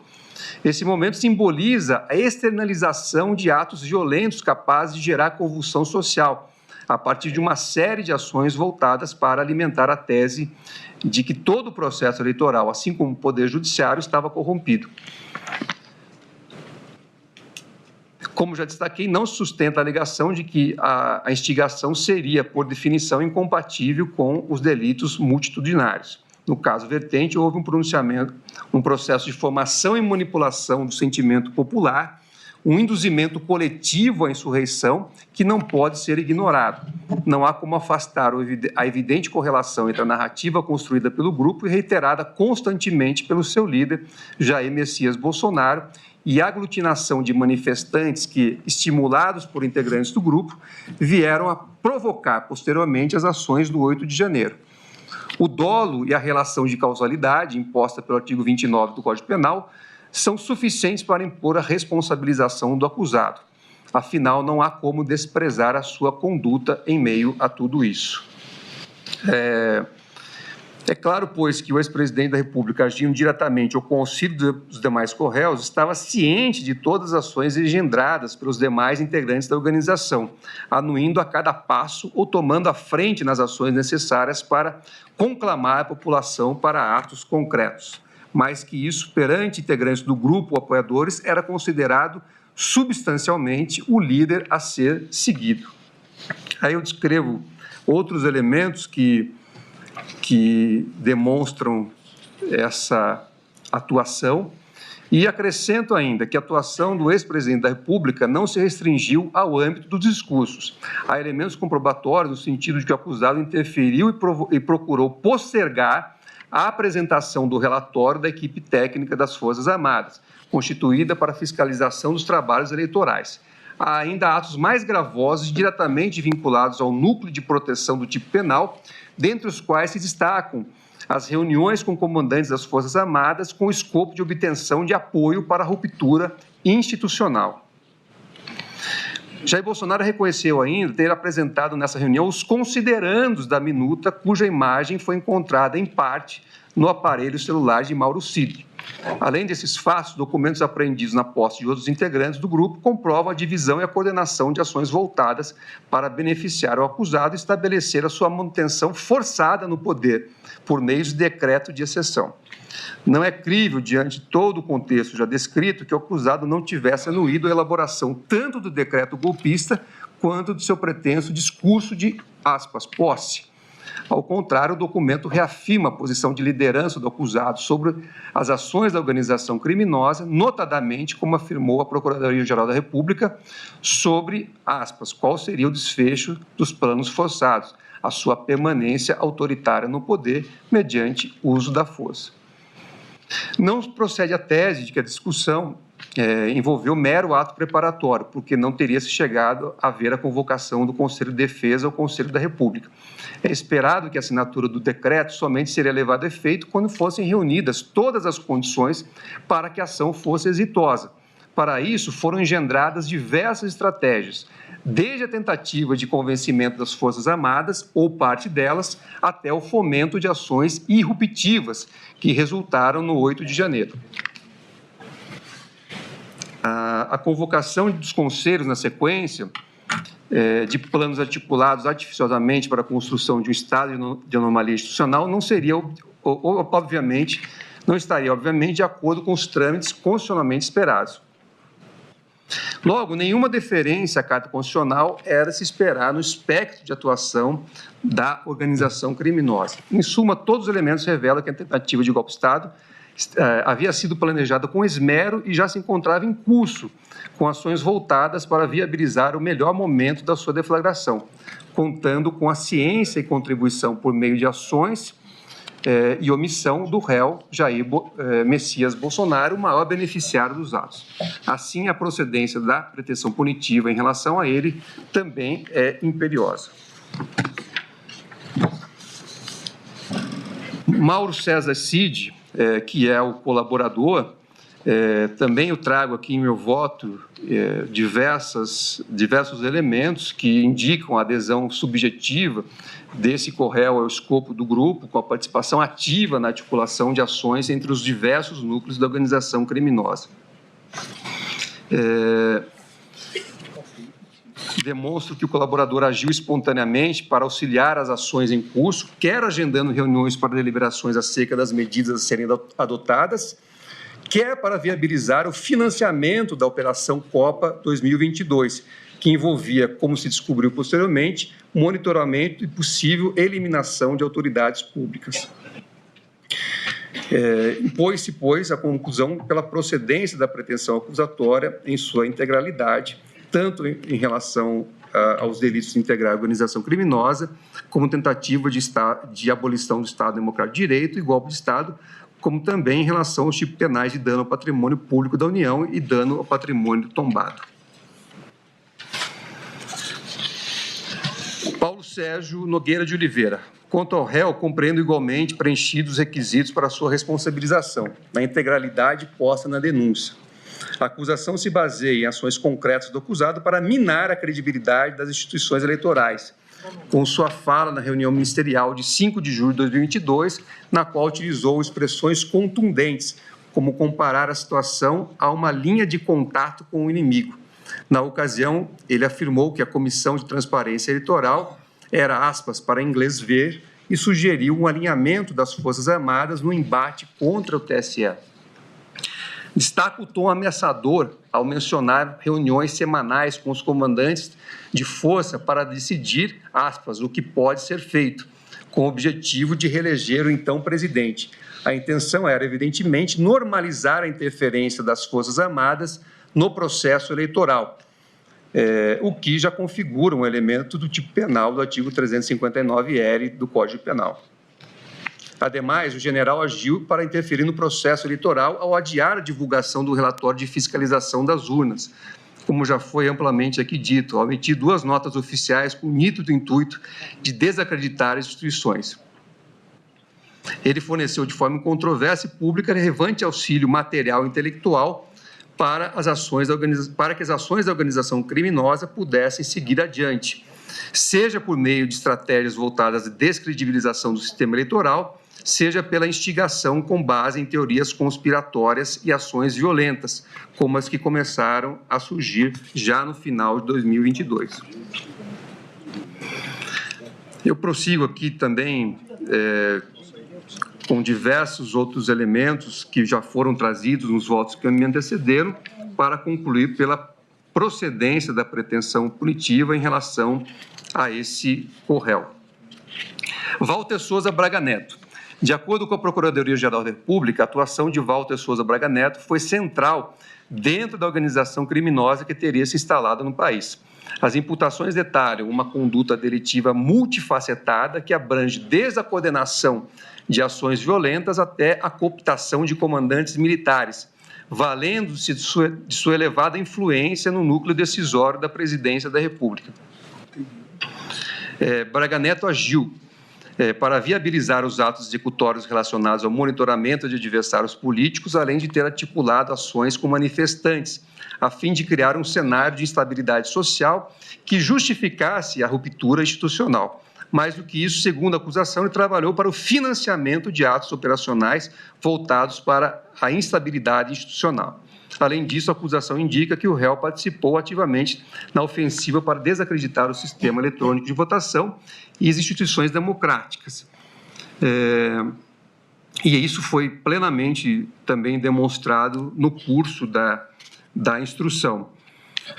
Por fim, após a recusa dos comandantes de Exército e Aeronáutica para apoiar o decreto golpista, Braga Neto é acusado de orquestrar ataques virtuais e campanhas de difamação contra os militares legalistas, com o escopo de pressionar os comandantes e fomentar entre os seguidores do então presidente da República a imagem de que eles eram, aspas, traidores da pátria alinhados ao, aspas, comunismo.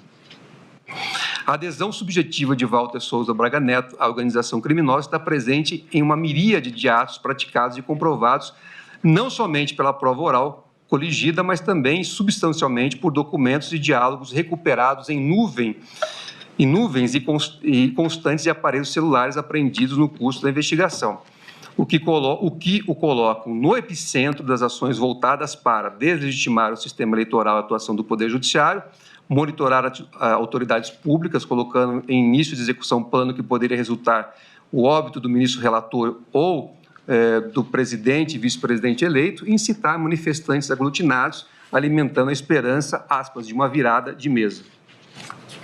Também prossigo com a análise de outros elementos que foram coligidos, que mostram a atuação ativa deste co-réu. Os autos revelam prova segura de que Braga Neto contribuiu com auxílio moral e material para a execução de monitoramento do ministro Alexandre de Moraes, no contexto da Operação Copa 22 e do planejamento do punhal verde-amarelo, cuja correlação com quanto questionado pela defesa restou evidenciada no curso da instrução processual. Nesse contexto, o contexto da discussão evidencia que a intenção dos integrantes das Forças Especiais ao contatar o colaborador, eu descrevo aqui toda a ação do punhal verde-amarelo, que teve como eu disse, a participação também deste co-réu, para dizer, a liderança de Braga Neto dentro da organização criminosa, ressaltada em diversas passagens das alegações finais da acusação, está de fato evidenciada pelos reiterados diálogos mantidos com Mauro Cid e com integrantes de outros núcleos da denúncia, a revelar a posição central do acusado nas diversas estratégias planejadas e engendradas pela organização, com o escopo de realizar as ações voltadas para concretizar com êxito o golpe de Estado. Destaque, a seu respeito, a figuração em destaque ao chamado gabinete de crise, planejado pela organização. Então, por esses fundamentos, também entendo que a pretensão punitiva deve ser julgada procedente em relação a esse corréu. De modo que, com essa apresentação do voto, eu concluo, né, que estou acompanhando integralmente o ministro relator Alexandre de Moraes para julgar integralmente procedente a denúncia apresentada pela Procuradoria-Geral da República. Esse é o voto.